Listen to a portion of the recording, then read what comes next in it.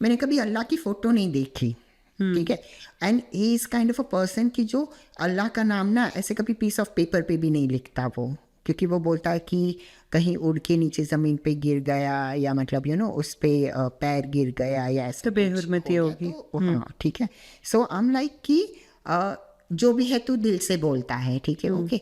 पर तेरे पास कभी मैंने अल्लाह की फ़ोटो नहीं देखी। तो in answer he just smiled, okay first, and then he said कि तेरे दिल में ये ख्याल कैसे आया। मैंने कहा नहीं आ सकता क्या, एंड देन ही सेड कि हाँ आ सकता है, बट देन ही सेड कि there is an energy who operates the whole world, ठीक है। किसी ने अल्लाह को नहीं देखा, ठीक है, ओके।